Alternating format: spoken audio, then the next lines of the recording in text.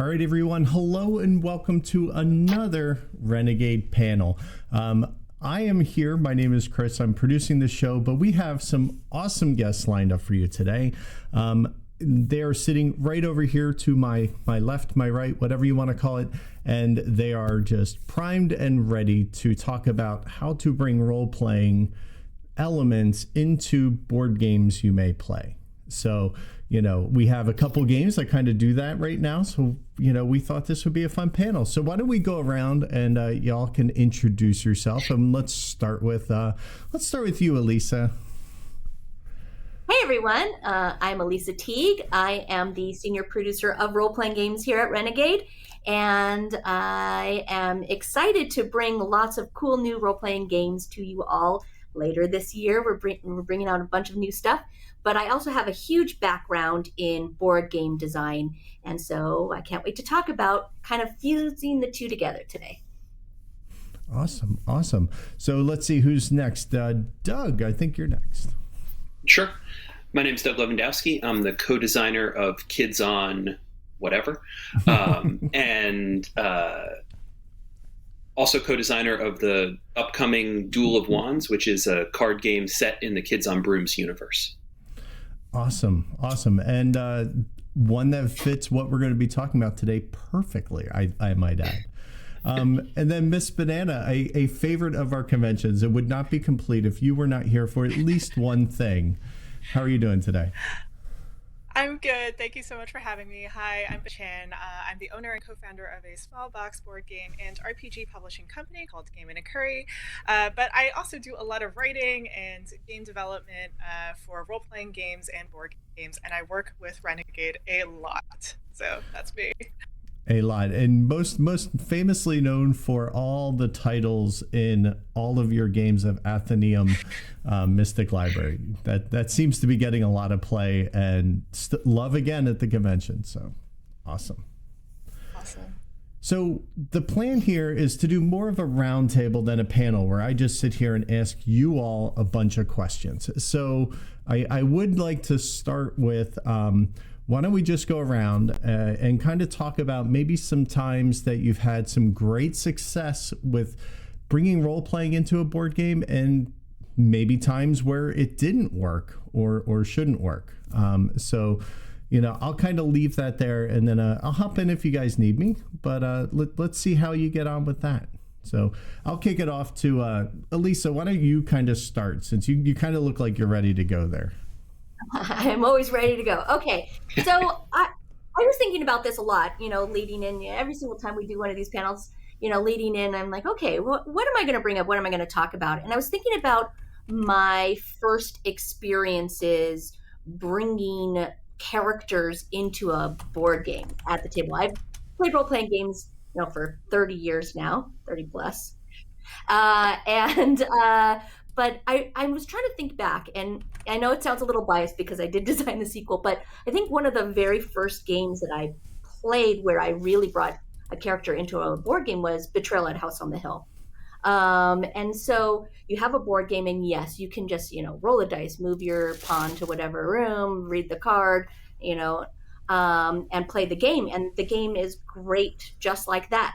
But what started getting people really excited in my play groups was when there was one person that kind of took on a game master role and would read all of the cards with creepy voices and really got into it and encourage everybody else to do that and really take on the character that they chose. And as they moved into different rooms and opened up different things and made their attacks and anything else, really took that on. And it made the game, I already loved the game, but it made the game so much more immersive and fun to play, and became really a regular for many years. Even before I was really designing a lot of board games, it became a regular at our table, in our family and friends. So I don't know if anybody else has had those experiences like early on. Yeah. I was just going to say, like, going off of that, I think that it's really like the thing about like playing a board game, like when you have when you have something to latch onto, it really helps with role playing and really helps with like immersiveness. Like what you were saying with Betrayal, right? Like they have these different characters, like the players have different characters that they can choose. They can embody these like, these images, they can embody like, the characters that are already there. And they also have like backstories, right? So that makes it even like more immersive and it more, like you can take on that role even more. So I think, when there are board games with images or, art that you can definitely take on and be like, oh, this is definitely my character, or like, I like this character because they're, wearing green and green's my favorite color or something like that. That really helps with like the role playing element. Yeah, and just like and what you're saying, yes, there are certain games that have like little mini backstories. So yes, going back to Betrayal, there are a couple little things like, oh, I like basketball and I like that, I like country music. It gives a little bit of flavor, but you can really take that and change it into something. And you can do that with so many other games. We do it with Pandemic. We do it with, Dead of Winter. We do it with so many games where you can say, okay, I am this person. Even in, a lot of worker placement games, when you're moving things around, you don't have to just, push your little meeples around. You can say, okay, I've decided I'm sending my, Stone Age, whatever, like I'm sending my hunters out to go hunting and like really make it a thing. And it's, I don't know, so much more fun. Yeah. And I think for me, Betrayal was going to be my first go-to. And I'm like looking around in my basement now, desperately trying. Oh, there's one. So Last Night on Earth, which is the zombie survival game, has, like Betrayal, has such a strong story element to it that I think that just kind of lends itself, right? We have this arc where we're going from not just point A to point B, but we're going through this narrative and through the story, and that allows us to tell our own stories with it. Pandemic Legacy Season 1 did that really, really well. I played it with my wife, for the two of us, so well that we got like super anxious about it and haven't been able to play any more Pandemic Legacy since then. But yeah, I mean, just the way that generates. Are we allowed to like talk about spoilers? Like, would that be crappy to do for Season 1? I don't know. It's been a while, but probably not. I don't know. I hate spoilers. There's a moment in there where we like were so fully invested in it. Something happened and we were like, oh, I can't believe, and like, but it was on a character level. But yeah, like adopting the way that the medic would behave, right? Or another one that we do that with sometimes is Legendary, the Marvel deck builder, where like these characters have such rich stories behind them that it becomes a lot easier to embody that as a player. I think it's easier when it's a license, right? And you know how those characters would behave. But it's a lot of fun to just invent a character. Just, even if you're playing a game about, I don't know, gem trading or whatever, you're playing a game, like Junta or whatever, where you have to do negotiations and stuff like that. Like, you can put on your accent. You can, if you're playing diplomacy, you can take on an accent and actually be that character. And I don't know, it just changes the entire demeanor of everybody at the table. And when I was younger, I would do that a lot with Monopoly, which made people not want to play with me anymore. In terms of like becoming like the worst version of myself. But like looking back on it, that was some of my early role playing, right? Like I would become this like capitalistic monster. And then as soon as the game was over, I was like, that was a lot of fun. Thanks, everybody. They'd be like, but you like persuaded me to sell you something out of game that I love. I was like, oh yeah, here, you can have it back. Like, I'm not going to keep it. Like, you're a monster. And I was like, no, that was my character. And like, I've matured a bit in my role playing since then, but my character would do it. But yeah, I mean, I think that's a great example of like inventing the story and inventing the character. Yeah, there's a little bit of overlap here too with story games in general, right? Like having the things in front of you to use as prompts in order to role play out your character, like regardless of whether or not the game comes with prompts. Like these could be visual cues, these could be like, you know, anything that's sort of like already built into to the game itself, like what you were saying, Elisa, about like having meeples or having, you know, all these different tokens or items. It's interesting that there is this overlap, and I think that like when I role play with board gamers, it's harder for them to sort of grasp like role playing. Like if it was like D&D or something like that, it's a little harder, or like a PBTA system. But if it's a story game with like cards and prompts and like all these different things that that like ask you questions, I feel like people that I play with, at least, enjoy it a lot more, because they're just like, oh yeah, I know exactly what to do here. Like I know exactly like how to bridge that gap. Has anyone else had that similar experience? Yeah, I think that you have to be, if you want to bring this, for everybody watching out there, if you want to bring this element to your board gaming group, you have to be the one that kind of starts the trend, right? You have to be the one. And when I say do voice, you don't have to do voices. I'm terrible at accents.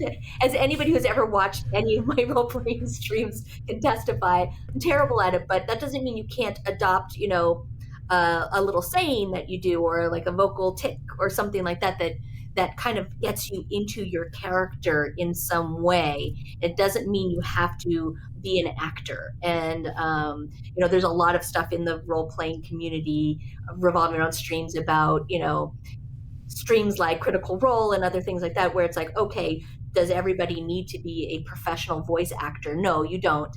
You can have a ton of fun and be get in character and get into the role-playing aspect of things without having to do those voices. But they're just little things that you can do to put your mind in, like, I'm not playing a game, I am the character in the game. And I think there are tools that you can use to help get your other players that are playing, you know, in your game group or in your family to start doing that with you. But you may need to be the one that starts the trend, right? And I think that helps with the sort of double think that you have to engage in to be a good player, where like, it doesn't matter if I win or lose in a game. I'm going to have a good time no matter what, but it has to matter to me whether I win or lose in a game, or it's not going to be a fun experience for everybody, right? If I'm just like, oh sure, take this, then it's here, have this property or whatever. It's not going to be as engaging as challenging. And so taking on that role where it matters to my character but not to me can be a good way to do that as well. This might be a good jumping off point to talk about like hidden role games as well, and like social deduction games, because I feel like there's also a lot of overlap there too. For sure. I don't know if anyone has any ideas on that. I mean, I think that in all of these hidden role games, I tend to take on the character that I am, whether I'm playing, you know, Are You a Werewolf or any of the others, many others, and it really helps. It helped me at first to not mess up, right? Because you have very strict rules in a lot of these that you need to follow. And so getting into the mind of, okay, I am this character, will help me remember what I need to do procedurally in those types of games. But I agree with you. Those are like really fun to, you know, get into a character. I mean, I know that even when playing, like right now, quarantine and everything, you can't play a lot of big group games like those. Yes, you can play them online, but I think the hidden identity games are a little bit more difficult to do online. But we've been playing with my family and my kids and a lot of the video game version of, which is Among Us, right? And even when playing Among Us, like I watch, you know, whether it's my kids or myself, or where we're watching streams of, you know, streamers playing it, they really get into the character that they are, and whether they are a crewmate or imposter or whatever, and they are role playing. It's really interesting, and they're talking to, you know, the people that are watching, and they are talking out what they are doing with voices and everything. And it's interesting that they're bringing that even to a video game play. And so I think this is a trend that's happening with the growth of role-playing games in general, that people are just really getting into that mindset of, hey, I want to be in a different world. right now we're living in a world that is not the most fun to live in, and having that immersion and being able to really just place yourself in like another, existence is, I don't know, something I want to do. Yeah, and I think that's exactly it. It's the immersion and our ability to escape, right? That the more this can be an experience, the less it's just pushing cubes around on a board or, I love, I play this almost daily on my phone, and I'm going to butcher the pronunciation because my German's bad, but Ganz schön clever. Is that close, at least? There's no story there, right? It's I roll dice, I choose dice, I mark X's. And it's great, and it's a wonderful activity, but it's not the kind of escapism that socially mediated games can do for us, where I don't know what Banana's going to do in a game, and that is going to offer me different avenues to go down in terms of how I respond to it and how I play off of that, either in a role-playing game or in a board game. Mm-hmm. I was thinking a little bit about... We do have a question that kind of fits here, and it's people want to know if you have any thoughts on how to break through that embarrassment or that awkwardness that people first get when they, try to role play. I think role-playing with friends and people that you trust and you're comfortable with is always great, right? Like starting with people that you know, and this is like, going to carry out throughout your, however long you want to role play for. But like, it doesn't always necessarily have to be with strangers. Like at a convention, you don't always have to sign up with like, people that you don't know. If you're there with a friend, definitely sign up with the friend and go in knowing that's going to be a safe space to play. And get buy-in it's interesting to say that because I agree with you that like having a comfortable place with friends or at home to try it out is really cool. But I always was so nervous as like a younger person actually doing the voices, getting into character. And it was really when I started playing with strangers that I didn't care, because I was never going to see them again. Right. So it didn't really matter that if I, had a little bit of embarrassment or whatever it was, because I didn't have anything to prove. I didn't, I would never see them. And so I started playing that way with strangers and then bringing that back to my friend groups. And I think I'm a much better role player now. And now I'm somewhat professional, game master as well. And now I do all of the things. Again, accents very badly, but I do voices and really get into it. And I don't have as much of that embarrassment. And I think it just takes a lot of practice, but also not having to worry. It is just a game, right? It's not, you're not going out in front of, thousands of people and performing on a stage.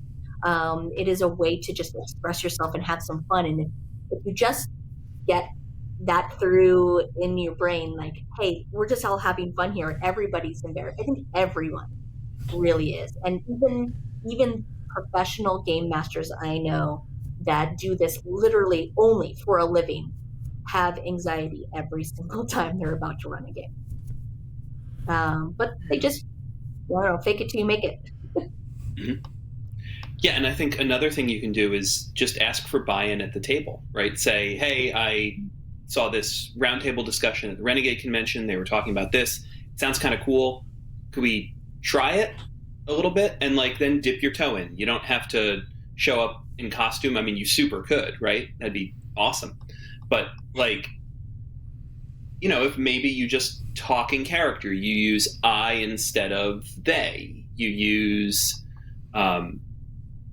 you talk to other players as though they're their characters. And that's just that sort of first step into that.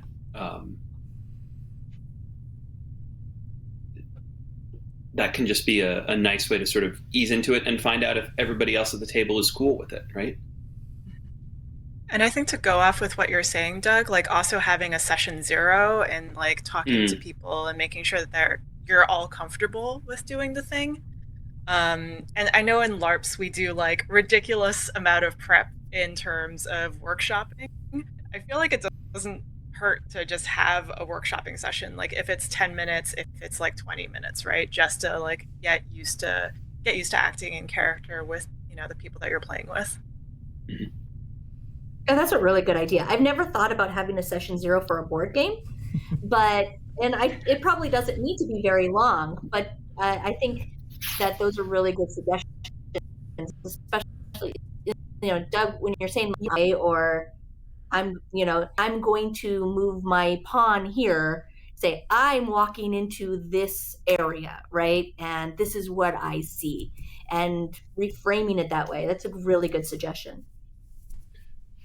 And just to like put on my English teacher hat, because this is where I'm teaching English from these days too, like using those really strong active verbs, right? Like if you're playing Clue, right? Like I kick the door in on the conservatory and start looking for clues, right? Start scanning the room for clues is more fun than just like, all right, I moved 4 spaces into the door and now I'm in there, right? Right. Yeah. Mm-hmm.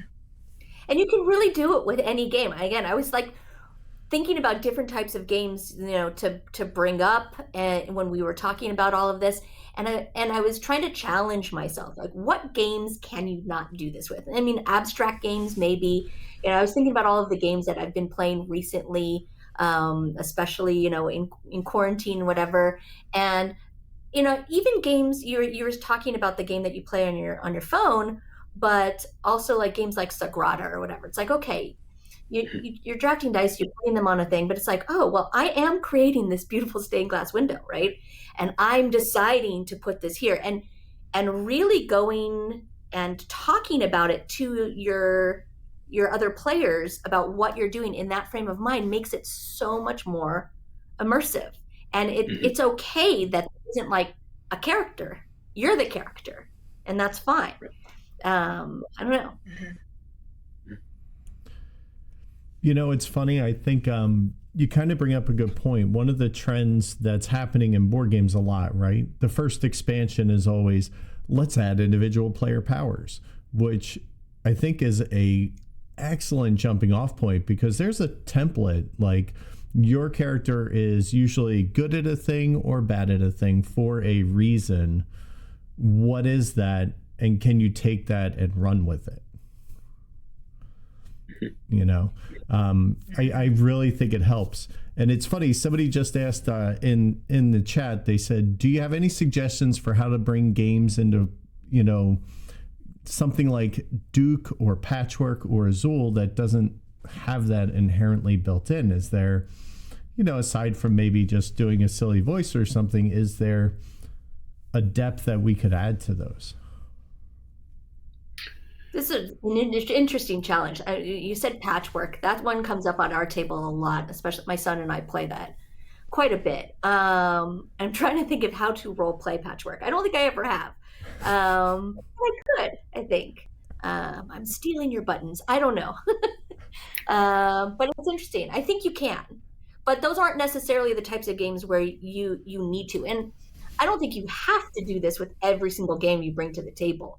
But especially games with a lot of player interaction, in order to stop people from looking away, looking down at their phone, getting up to get a drink when it's not their turn, those types of things, you know, I like to try to avoid at the table and not have done. And having a role-playing aspect with games that are supposed to be interactive between players, I think that it keeps people's attention on the game and more in the world. Yeah. I think asking questions too also helps. Like if you're doing, like, say Patchwork, right? Like maybe you're asking questions about why you're doing this thing. Why are you building this, you know, quilt? Why are you sewing these things together? Why are we stealing these buttons? Why are there resources that are like, you know, buttons or whatever, right? Like why in this world are these like valuable? So I think like asking questions to sort of set the scene and like create a setting might help. If you wanted to do like something like that with a game like And like what you were saying earlier, like, you know, it doesn't have to fit with every single game. But if you want to experiment a little bit, you know, that might be a good place to start. Or even something I've done in some of the games I GM at home, having those games come in as an activity that you're doing in the larger game, right? So if in a Kids on Bikes game I wanted them to go to a quilting circle, I'd bust out Patchwork, right? If we're going to do a throwback thing and play an older game like, you know, Battleship or something, that might take place in the world of the game.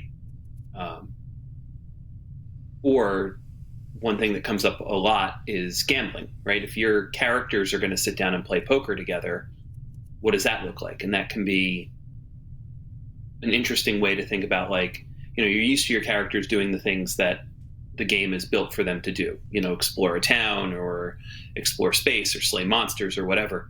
But what happens when you shift it away to, okay, but what's your character like when he's holding 3 aces? That can be a neat way to explore your characters too. I agree, and that's really interesting, and it's a cool segue into talking about how to take board games and card games and into your role-playing experiences. And Renegade right now obviously is about to release Duel of Wands, where you can do just that. So I think that's a perfect time for you to talk about that and how you can bring a game like that into a role-playing experience, as opposed to bringing your role-playing experience into your board game. Although I guess you could still bring role-playing. You should still bring role-playing into Duel of Wands. Sure. Yeah. I was going to say, and boy, if this sounds interesting, have I got a deal for you. So one of the things that when John and Spencer and I were working on Kids on Brooms, you know, we didn't want Magic to be something where characters are going to be fighting each other all the time, right? We didn't.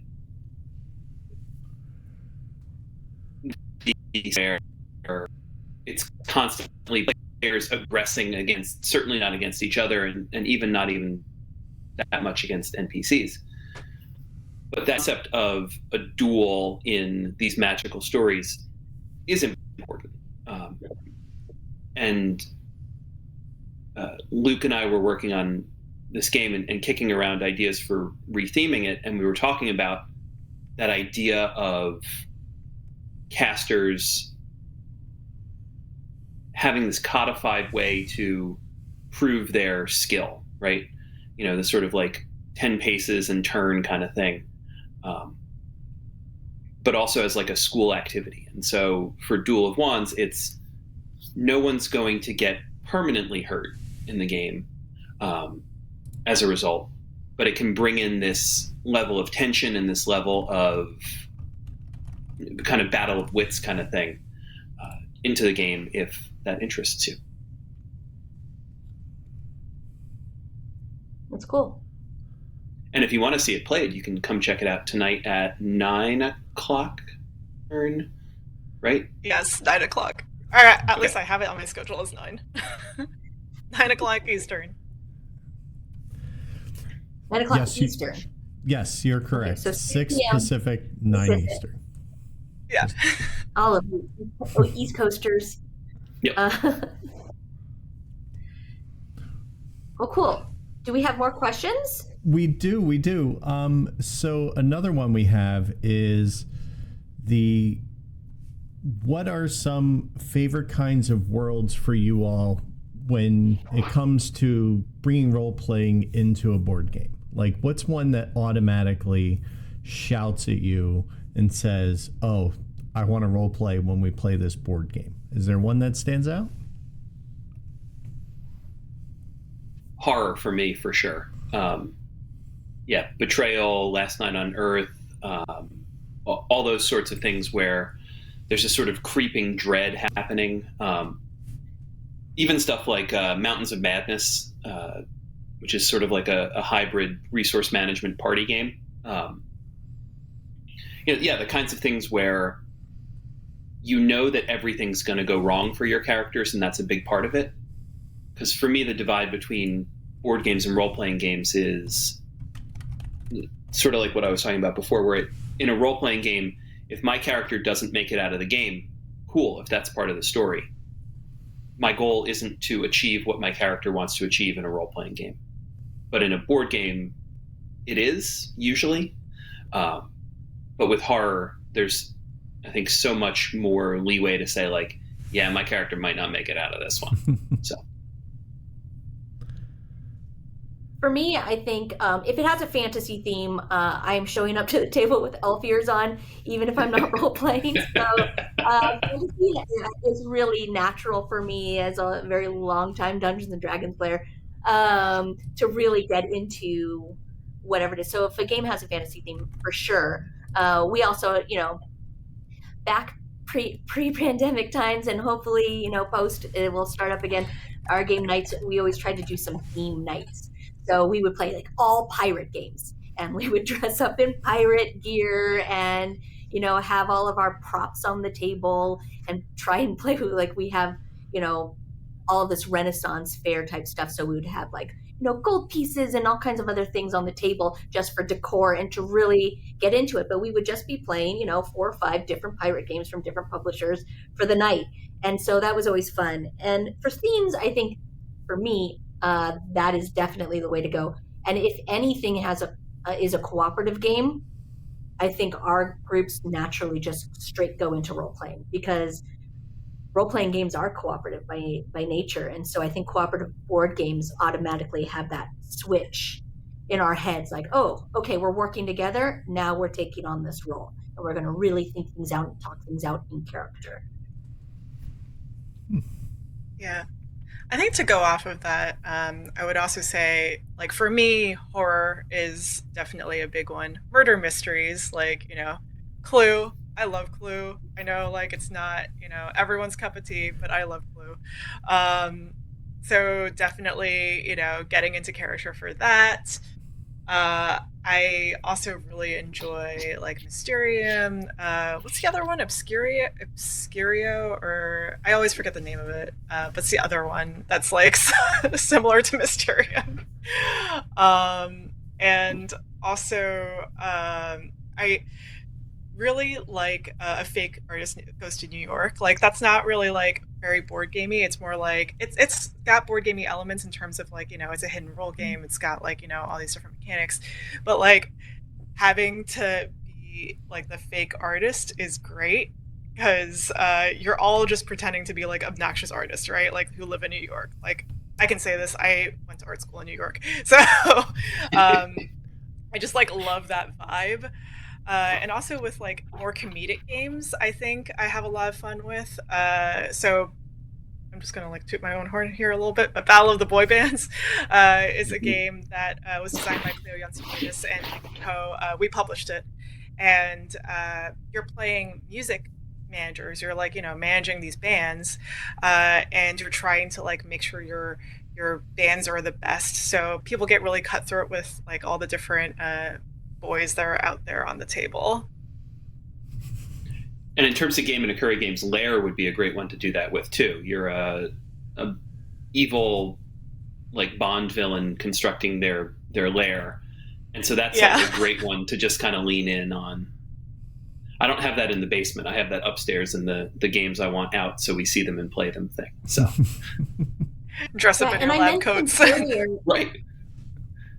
I mentioned earlier diplomacy, but really any game that has, like, a political aspect of it, I think, is really easy to then bring role-playing elements into. Anything where you have to do negotiations or trading or even attacking, and which is a big chunk of board games, actually. I feel like you can really bring that in and just, make your deals, make your side deals on the sly, whisper to people, even pass some secret notes. You can change it up a little bit so that you're not just saying, okay, I'll trade you these cards for these cards. You can do it, and it's like, my country needs more, wood so that we can construct new buildings. What do you have for us? And then, it's so much more fun to just do it that way than to just say, okay, I've got, two of these. Okay, your next turn, give me this. the great state of Levandowski would happily trade you sheep for that lumber. Right. It makes it so much more interesting, right? So, kind of an interesting thing. All three of you are designers. All three of you have designed board games and RPGs, if I'm not mistaken. And there has to be a correlation in order for you to want to do one and do the other. So how much does, in your designing, how much does one influence the other?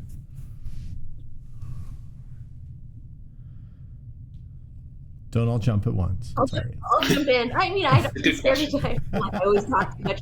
But I mean, I will say that almost always they are influencing each other. Of course, I've done like some party games and stuff where it doesn't really fit.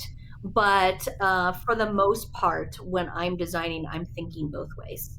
And I think that just is because not only did I grow up with both board games and role-playing games from a very early age, but I also continue to play both and love both and have designed both. So they're always informing each other. And I think that's why I play them this way. I play role-playing games with a lot of board game strategy. I prefer, sorry, Theater of the Mind people, but I prefer maps and minis or Roll20 as a substitute because I visually want to see the tactics. I want to see the strategy on the board when it comes to combat. I love the role-playing element that comes along with it. But to me, role-playing games are board games. They are little minis games with role-playing, a lot of role-playing.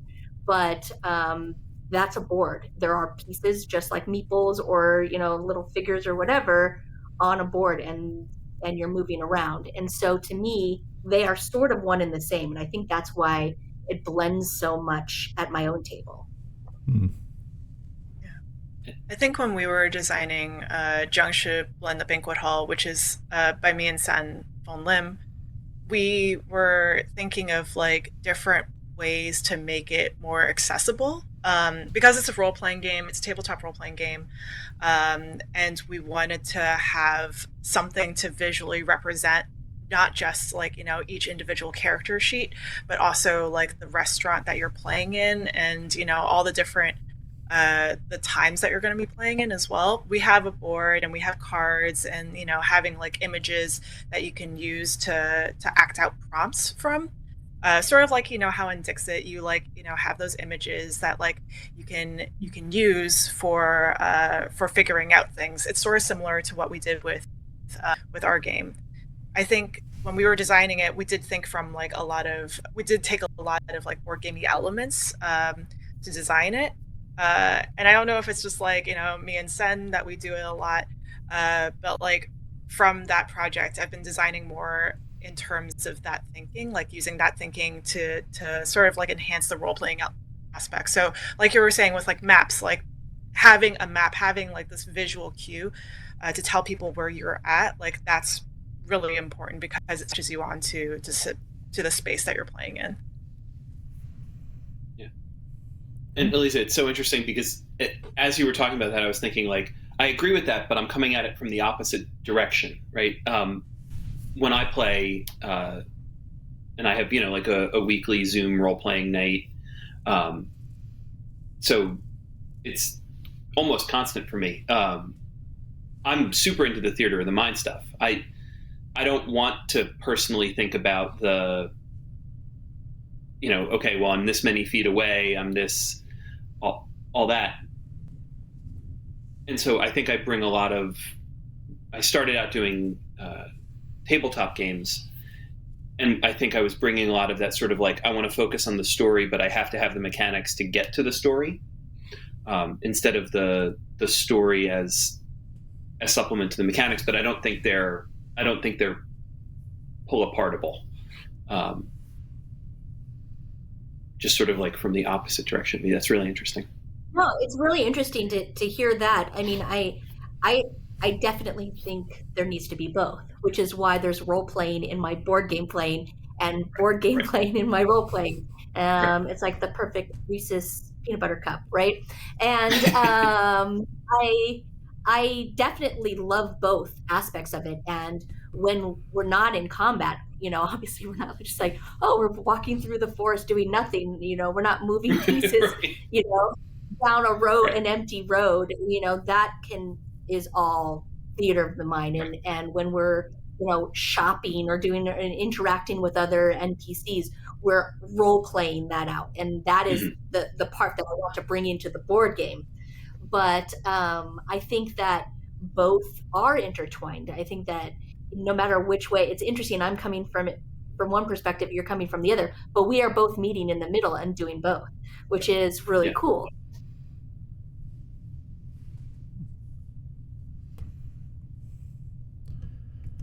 All right. I'm going to prompt questions. I'll just keep talking. Yeah. Banana, you're not alone. There's a lot of love in chat for Clue and role-playing in Clue and, using Doug's action words. I think it's, you know what?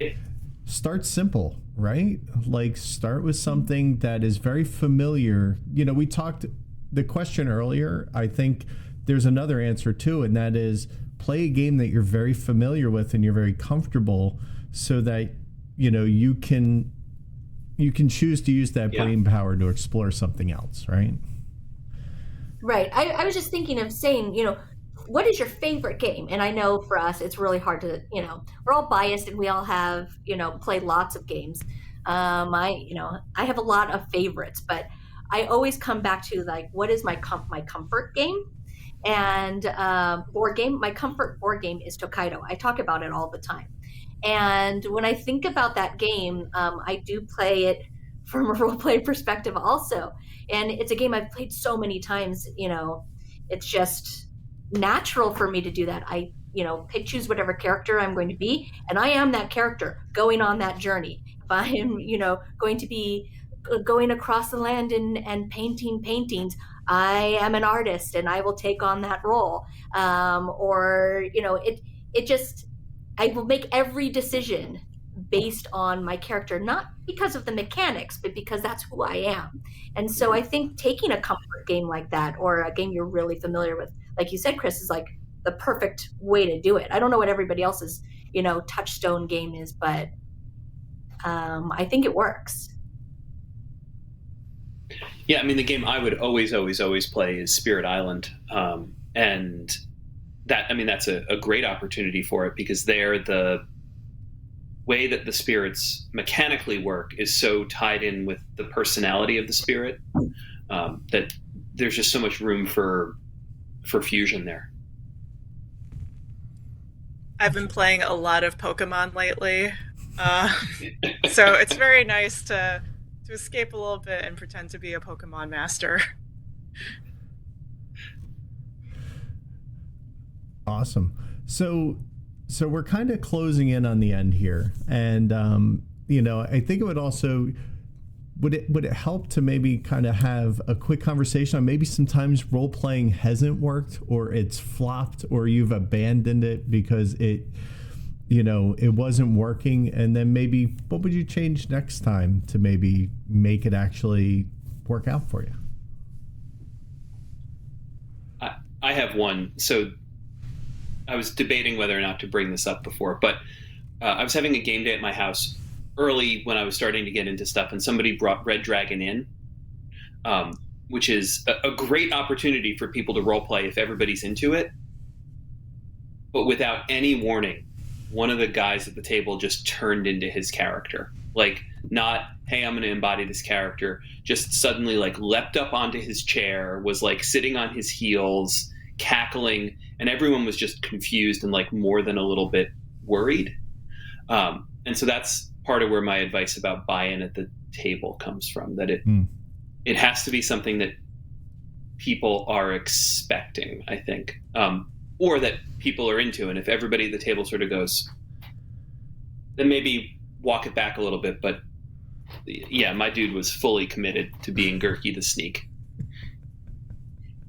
That's a really good point that I hadn't thought about. And I think it's because for the most part, unless it's like my playtest groups and things like that, my gaming group is pretty regular and we're all comfortable with each other and we know our boundaries and things like that. But when you're playing with a group with any new role-playing group, especially, this is a big thing in the last few years. Everybody's been making a very big push for it, and with good reason, is to establish in that session zero lines and veils, areas of discomfort for certain players that you don't want to cross, certain topics that people don't like, or are, impactful in their way with their histories or their own feelings. And so you want to explore that whenever you're role playing. And so now by bringing role playing into your board games, it's probably important to establish those same rules. Like, hey, I don't really, I don't mind gore, but like a lot of people have a problem with a lot of descriptive gore, right? Or certain specific things that maybe they have experienced in trauma in their lives, and they don't want to discuss that. So it's really good to set up that level of comfort and say, these are our lines, this is where we don't cross, and then not just jump in as a surprise, as you said, into role playing. That's a really, really good point. I think also board games, because when people play board games, they're usually not taking on a role. It's important to maybe use some LARP techniques where, you put your hand over your head, where, to show that you're out of character, or just like, having that like open door policy, so that, if you need to step away, if you're like a little confused as to what's going on, and you just need some time alone, you could just like do that and take time for yourself.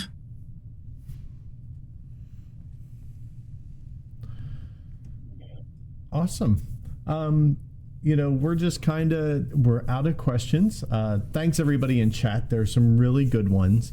And I did have a question for Doug, and that is, when you kind of started the whole Kids on Bikes journey, did you expect we would be sitting here with 3 properties, and then a Duel of Wands spinoff, and now the Snallygaster? Like what's going on?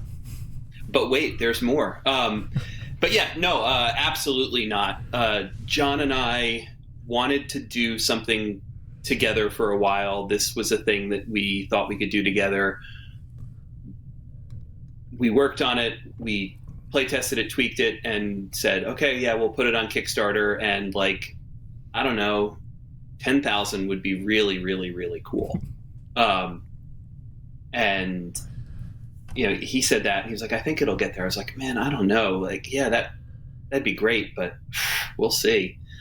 So no, like, not at all. And Banana was there for a lot of that, so they can confirm that this is not the like, oh, I had no idea this would be so big. No idea. Yeah. It's been a really weird, wild journey though. So yeah, and I'm excited for what we're bringing next that we're not talking about yet. Awesome. And who knows, maybe next RenCon we'll have something to discuss. We'll see. Hopefully next RenCon, I have a feeling, I don't know if Elisa saw Scott put it in words the other day, but apparently the next Renegade Con is going to be Super RPG Con. So, we do have a lot coming. I don't know if this is where we do our wrap up talking about what's coming up soon. So I'll just jump in. Since you bring it up, yes, we have a lot of role-playing games coming out soon from Renegade, and I know that Scott maybe my schedule's all messed up. Did the Power Rangers specific panel happen yet? No, that'll be tonight. So tonight, Scott may drop a little spoiler thing for the Power Rangers role-playing game. You'll have to tune in and see if he does it or not. And yeah, so we have the Power Rangers role-playing game coming out, followed by G.I. Joe, the role-playing game, and Transformers, and more to come on those fronts, as well as lots of new stuff for World of Darkness, Vampire the Masquerade, and all of those other brands that go along with it are coming to you soon. I am a very busy girl, and I've been working very hard. And we have some more that I'm not allowed to talk about yet, but Yes, I think Scott's description of the next Renegade Con will be accurate. Nice. Banana, what do you have in the works? Because I know last year was kind of insane for you. You had something every month and a couple months where you had a couple things. So are you slowing down in 21? What I wish I could say I'm slowing down. But no, this year is pretty hectic. I am working on 3 games with Senfon Lim.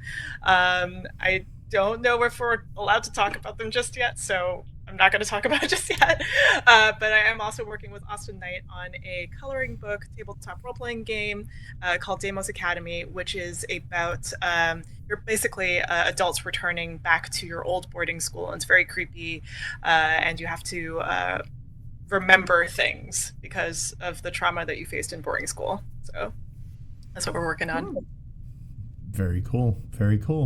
And Doug, anything coming from you? I mean, Duel of Wands kind of came out of nowhere, and unnamed stuff potentially. Yeah. Cleo Yunsu Davis and I are working on a horror game called Home about surviving the night in a haunted house. That was my big focus this summer, playtesting and working on that. The other stuff is not getting talked about yet, but there's one thing that I am like so excited to. It's currently in playtesting with like a very, very small group to make sure there's nothing super broken about it before we open it up to bigger playtesting. But I think a lot of our fans of the Kids on Bike stuff will be very, very interested in that one. I feel like I'm looking at Elisa to make sure that's okay to say. I feel like that's all right, right? Okay. There you go. You're not getting shut down, and Sarah's driving to Canada right now, so she won't be able to say anything. So you're completely safe.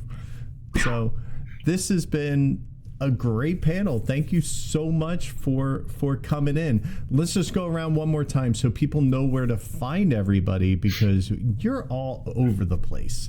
So we'll do it in the same order. So Elisa, where can people find you?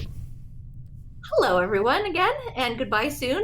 You can find me on the internet on socials at Geeky Pinup, on Twitter and Instagram, although Twitter is usually where I post work-related things, and Instagram are just silly pictures. And you can also follow along with everything I'm doing at Renegade at the Renegade Games website. Please make sure that you sign up there, and we have a lot of really cool announcements coming soon. I know that I kind of left it at that. We will be able to say a lot more soon. Scott is the one that gets to spoil things, not me. So follow along with any of the panels that he's doing. Let him spoil away. But you can always keep up to date with what I am working on in those places. Awesome. And Doug? Yeah, I'm on Twitter at Doug Levandowski, spelled the same way my name is. That's where I do most of my public talking about game stuff. Also on Facebook, there's the Kids on Bikes community page, which both John and I are pretty active on. So if people have questions or want to give us feedback on the game, that's where to do it. Awesome. Thank you. And Miss Banana Chan? Thank you so much for having me. You can find me on Twitter and Instagram at Banana Chan Games, and you can follow my company Game in a Curry on Twitter at Game in a Curry, and also on Facebook at Game in a Curry. And look for all that stuff coming out all next year, because all 3 of these people are very, very busy. So thank you all very much for taking time with us today. Stay tuned. We have an interview with Matt Holland coming up next, where I get to sit down with him. So I need to go do a quick wardrobe change for that. And then we will see you later for all the events. And we hope you are enjoying Renegade Con. So thanks, and we'll see you soon. Thanks for having me on. This is so much fun.